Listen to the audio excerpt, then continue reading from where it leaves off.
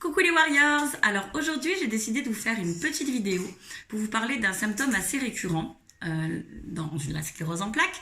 Ce sont les problèmes urinaires. Et oui, donc certains connaissent déjà malheureusement parce qu'ils ont déjà fait justement des examens où ils ont constaté qu'il y avait certaines anomalies.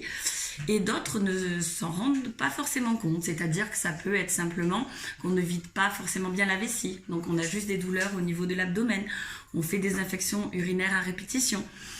Et tout ça, normalement, ça doit vous alerter. Donc quand vous avez ce genre de problème, il faut en parler ou à votre médecin traitant ou à votre neurologue, parce que dans ces cas-là, on va vous proposer de faire un examen qui s'appelle un BUD, un bilan urodynamique, qui va pouvoir déterminer où en est votre vessie.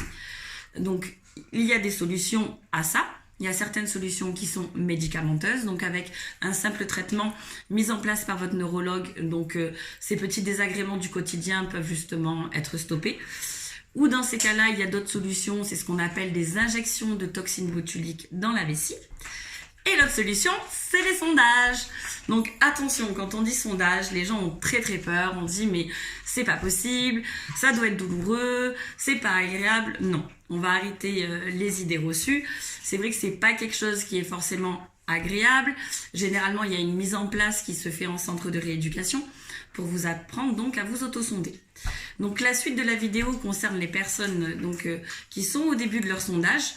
Donc moi j'ai reçu cette semaine mes petites sondes pour le mois. Donc il y a plusieurs sortes de sondes. Donc il faut savoir que c'est pas parce qu'on vous en prescrit une et que c'est pas forcément agréable avec celle-ci de se sonder. Dans ces cas-là il faut changer. Moi pour vous donner un exemple, j'ai commencé avec celle-ci, les Lotfric.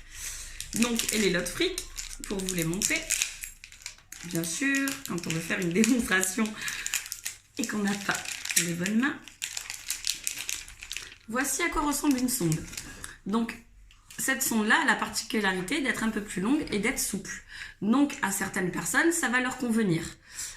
Mais par contre, à d'autres, ils vont avoir des difficultés. Et donc, dans ces cas-là, si on se trompe, il faut changer la sonde systématiquement. Donc, moi, j'ai plutôt opté pour celles-ci, qui sont plutôt sympas. En plus, je dirais qu'elles passent plutôt bien dans un sac à main. Bon, à part quand quelqu'un veut vous prendre un stylo, et là, ils se rendent forcément compte que c'est pas un stylo. Donc, celles-ci sont comme ça.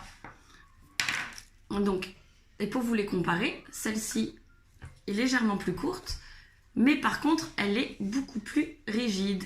Donc, c'est beaucoup plus facile de vous sonder si vous avez du mal avec les souples.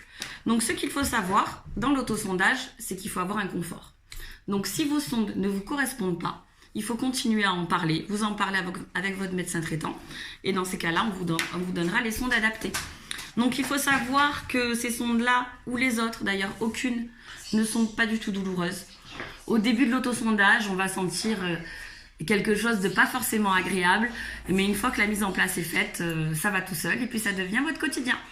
Voilà, je vous souhaite de passer une bonne journée et que vous ayez compris un peu plus les problèmes urinaires.